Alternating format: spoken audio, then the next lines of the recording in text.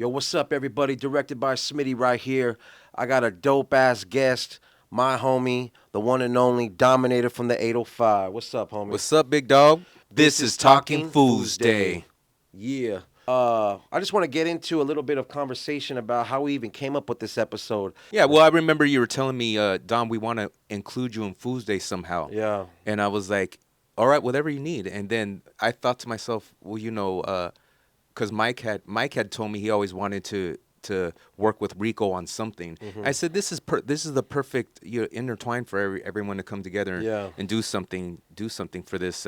So I figured we could probably do something like that. And when you told me that, I was like, okay, what is Rico gonna do here? And I kind of drew a blank for a little while. I remember going and at the time you were like kind of like, man, my mind's fucking blank. Just come up with some shit. When I pitched it, I love how you took it and you knew your character because I even told you. I remember telling you like, you know what Rico is gonna say or the boundaries that he's gonna push it, because I wanted it to be as raw as possible.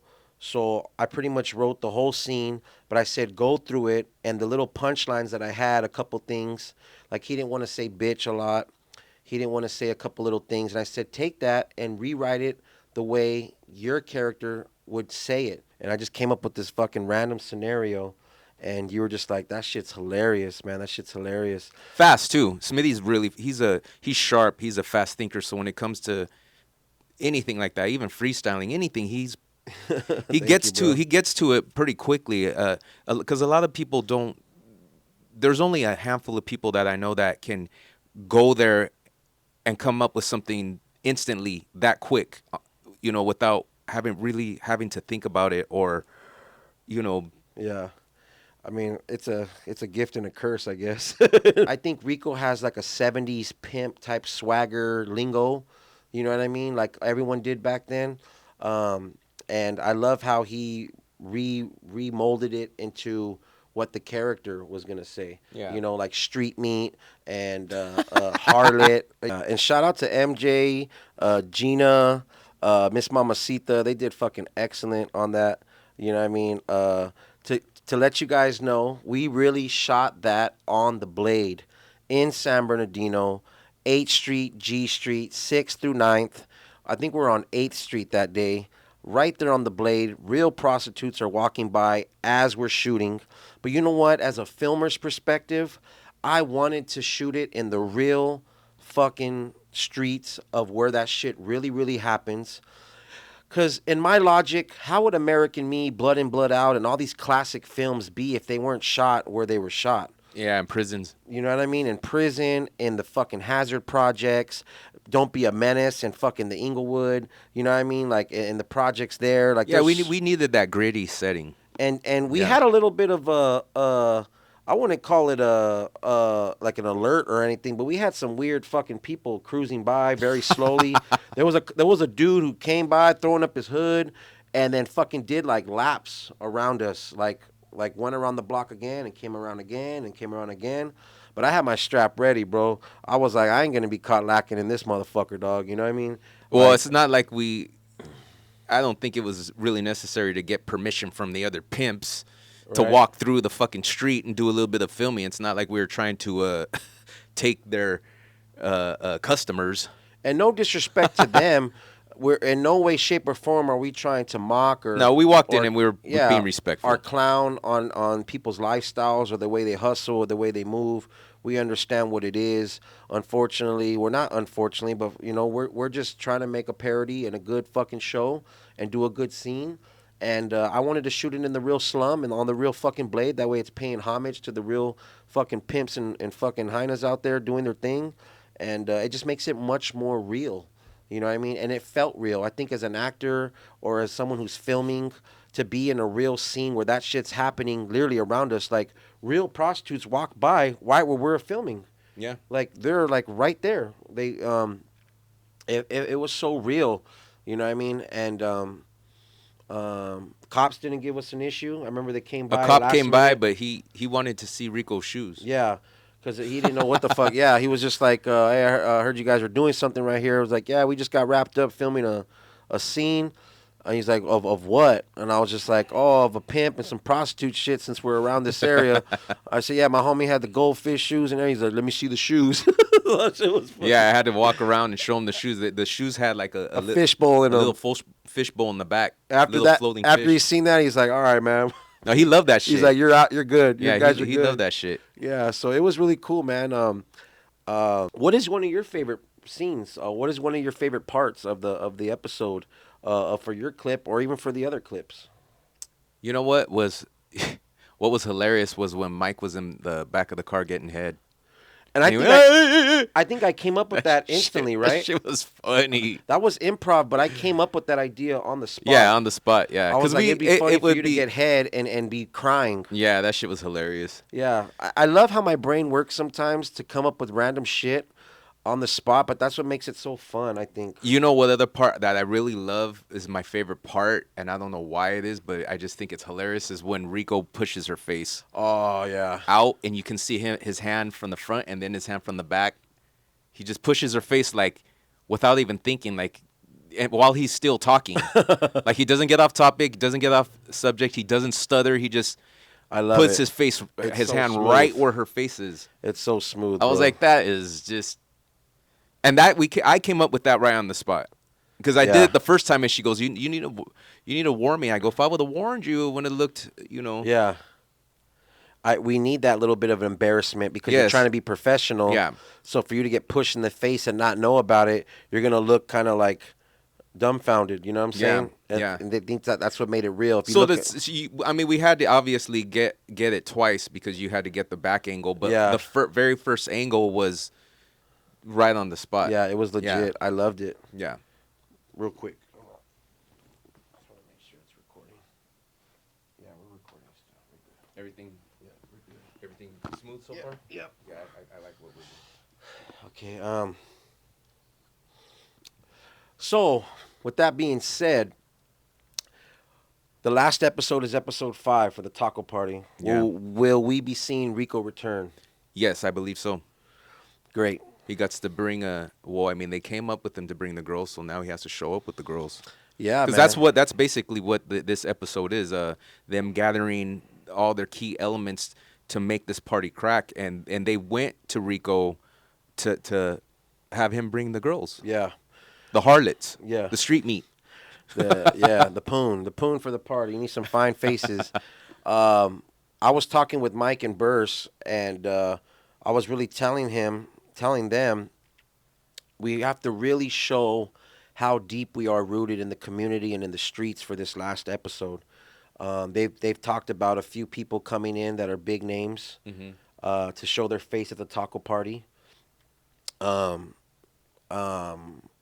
I have a couple people in mind that I want to bring, and I really want to show on this last episode for the grand finale for this show that how rooted we are with cameos. You know what I mean? To get everybody who's everybody. It's going to be good. I think it's going to be a little tricky, but I think it's going to be good. Tricky because there's going to be so many key elements there, and what are you going to use for the? Who's going to say what? How much of it are you going to be able to make it say sense without it all being jumbled in there? Yeah. And that's going to be key to the ending being good. That's what I feel. I want a couple people to be knocked. Oh, at least one person get knocked the fuck out. You know, it ain't it ain't a party unless someone gets knocked the fuck out. Yeah, and someone be drunk. Someone be drunk, crashing out. Maybe some baby mama shit or some hyenas getting down. In the end, it's all peaceful vibes. Like every party starts, it's good, it's fun. But towards the end, there's going to be drama. There's going to be people getting fucked up. There's going to be people getting drunk. There's going to be, it's going to be fun. And not only that, it has to be a conclusion. Because I hate when things are left. Yeah. Like, well, what the hell? Unless there's going to be something afterwards. Yeah. But I believe this is coming to an end, right? Yeah, yeah. Okay, if it's coming to an end, there should be I think there should be a good conclusion, a good ending, like something gets solved. Something has to get solved. Yes. Well, everybody. Maybe what's his name needs to get his money back. Mike. Oh, Gus. Gusano. Gus should probably. Yeah, Gusano finally gets paid. I believe that's the end. He should. I mean, and there should be something good about that. Like, Yeah. maybe Gus rewards him, or yeah, or maybe it's not good enough. Maybe he pays him back and he lets him keep the money. and wants to do. I don't know. Some sort of good conclusion, though. You know what I Yeah, mean? Instead of where leaving. it shows that at the end of the day, you're still part of the neighborhood and you're still camaraderie, whether you guys grew apart or not. Like for the simple fact that he gave you the respect to pay you back. And then, hey, homie, just keep it. I see what you're doing. You know what I mean? So that it's not just a, well, what the fuck was it all about? Just to Yeah, be walking around doing, you know what I yeah, mean? There, exactly. a lesson. There's a little snippet I don't know if I want to share. I might cut this out, but um, I was told that we're all gonna write the script, but he mentioned a little thing of something he had in mind, where my character is the final shot of I pull a chick from the party. I love your character, Doug. Not to interrupt you, but I No, love you're you. good. That You I play pull. him so naturally, bro. Like, I told him, like, that's the out of the whole series, that's the best acting to me. Was I Teta's character. appreciate that, bro. And just know I'm not an actor. I just act a fool. You know what I'm saying? But I heard that in the end, my character pulls a girl, and I take her to my tent. But because the party's so loud, I get upset because I can't vibe with her. So I get my government phone and I call the cops and say that the party's too loud, just so they can break it up and I can have alone, quiet time with the chick. And then it ends. It fucking ends with me lighting up the pookie or something, and then zipping the fucking tent closed, and then that's the end. You Yeah, know. you got your Now, privacy. now we can have alone time. You know what I mean? Now we can have some peace and quiet. You know what I mean? Yeah. So I think that's gonna be fucking hilarious, and That would be the second ending to the ending. yeah, it's gonna be funny, man. Yeah. I've enjoyed playing Tetas. Oh, and I'd like to update everybody as well. So I was informed that my homeboy passed away. Oh, I'm sorry to hear that, No, I man. was informed, but then I got reinformed last night after posting the new teasers that he's just been in prison and no one's heard of him because he really fell homeless. And real quick, a little backstory on him, like I've told. This character is based on a real homeboy from my neighborhood.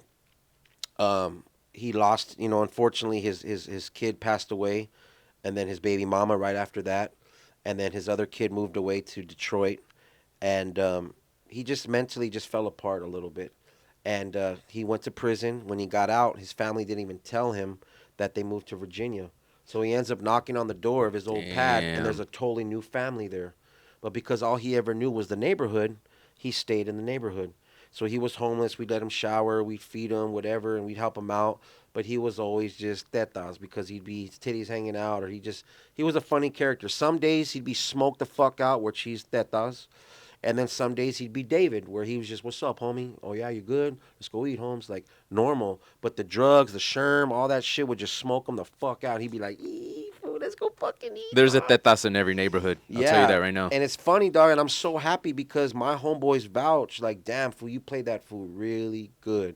Like that's him to the T. Oh, You know, your homies my homies that knew him. that know him, fucking, or be like when they see the character, they're like, "Damn, fool, that reminds me of that does a lot. Like you nailed him." You know, I mean, that used to be my homie all the time because when we're low lives in the hood, not no jobs, no nothing, we're just getting high, fucking drinking beer, bending that fucking can, poking some holes in the middle, and smoking out that motherfucker, because he don't got a pipe. You know what I mean? You build bonds with people, and being around a character like that for so many years, it's very easy to imitate. You know what I mean?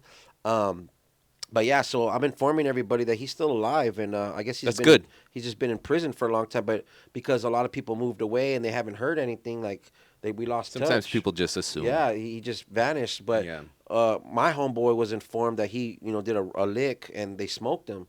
So, but I guess he got the wrong information. So I'm happy to hear and to know that my boy is doing good. So I'm gonna try to reach out and find what prison he's at, so I can try to send him some money and rekindle that relationship. You're with Dominator right here on Foosday, episode 4. Look out for episode 5. Rico's coming back. Street meat.